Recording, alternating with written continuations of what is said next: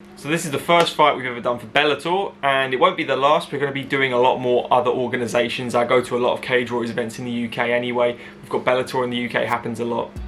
These sort of fights will happen. One championship, we're going to be covering some of those fights from now on. And this is a good one to start with.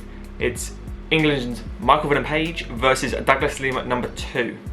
So the fight is happening October 1st for Bellator, and the first round of the first fight was very, very good for Michael Venom Page in my opinion.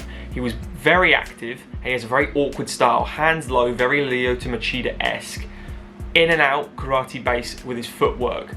And you never know where these shots are coming from with his hands so low. It's very hard for Douglas or any fighter to kind of get a read on him.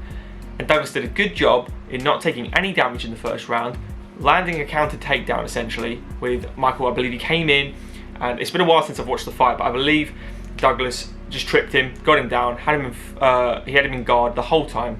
He couldn't escape guard, and Michael did a really, really impressive job actually of just pure wrist control, showing that I can defend myself. I'm not really making an attempt to stand up or fight offensively off my back with either elbows from the bottom or throwing up a triangle armbar, omoplatas, anything that can kind of get a scramble going to get him back to his feet. Not necessarily throw a submission to actually achieve the submission, but a submission to achieve a defense from Douglas to get the scramble, to get back to the feet, to where he does his main work, the striking.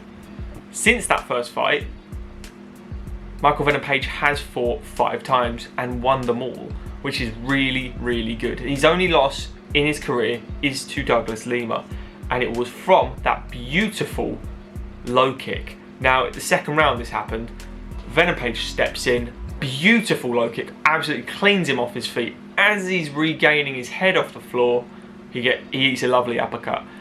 Knocks him clean out there and then. He gets a follow-up of 2 hammer fists. It's not necessary, he's out. It was absolutely pure striking from Douglas Lima. It took him a round to work out the range. That low kick was always going to play a major part, and it will, I believe, in this second fight, because that is how you slow MVP down. Ross Houston, ex-Cage Warriors obviously, went to an absolute bloodbath with Nicholas Dolby. If you haven't seen that, go and watch that. Worth it. It'd probably be on UFC Fight Pass. Ross Houston kind of stalemated Venom Page with the low kick. Now, it was quite a boring fight with respect to both guys. It was quite dull, but it showed that Venom Page can be pushed aside almost. His style can be made to look really boring if you don't give him the range, if you are active enough. Because I had Ross winning one of the rounds, for instance. It went to the decision, and I believe that Douglas Lima is going to very much play the same game plan as he was planning for the first one. Why change? It was working anyway. Find that range. Michael's going to be coming out in that first round very active. He's going to be wheel kicking, he's going to be switch kicking, he's going to be in and out darting. He landed a nice shot before he actually got KO'd in that second round. He hit him with a straight right, in, dash right, back out again. It's like Tekken with Venom Page. He's very elusive, very awkward, very hard to get a timing of. A lot of these fighters struggle, which is why he's known as the Tin Pot Killer in Bellator. It's not necessarily like these fighters are terrible. If you added up all their records, I'm sure they wouldn't be it wouldn't be impressive. But beating someone like Ross Houston and Paul Daly, for instance, like Paul wasn't there on the night, but Paul Daly is no joke. Paul Daly has knocked out everyone. He nearly killed Nick Diaz until Nick just somehow revived himself mid-fight and came back and beat the Tide. Paul Daly, Semtex is an absolute monster with Mr. Tickle arms and a kettlebell for a hand. He successfully beat him. He has beaten some really good guys, not just Tin Pots, but I feel like that stigma is going to always stick with him in an organisation like Bellator. For instance, Douglas Lima has won a belt multiple times. Douglas Lima would be very successful in the UFC.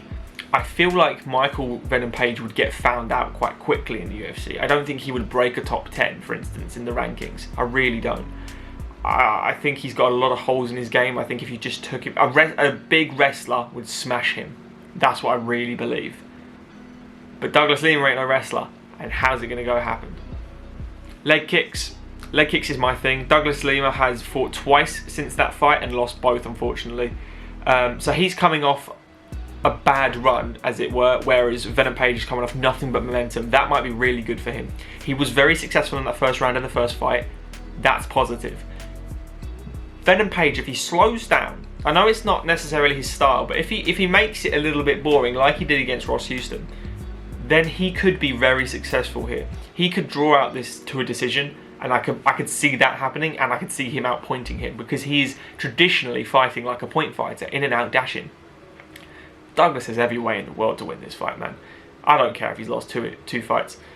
He's still up there as a big dog, and he could be successful in any organisation in the world. It could really go sour for Michael Venom Page, which is why I'm going to give him a lot of props for taking this rematch. He wants that win back. So I'm going to go with Michael Venom Page by decision on this fight. I don't think it's going to be a fun fight to watch. I think it's going to be very boring. I could be completely wrong. Venom Page, not normally he's in boring fights, but the fights where he fights bigger guys, Houston, the Dailies, they're boring. I think if he needs to win this against Douglas, he cannot be flashy. He will get caught. Douglas is too good. He's too good for that shit. He will get caught and he will get finished again. What do you guys reckon? Let me know in the comments, guys, what you reckon about this fight. It's a good fight, actually. Really impressive fight. I'm really impressed that MVP's taking it again. Not a lot of info on the guys. If you want more in-depth stuff, let us know. Here's the video. Enjoy, guys. Remember to like it if you have enjoyed it. Subscribe to the channel if you're new. See you in the next one. Cheers, guys.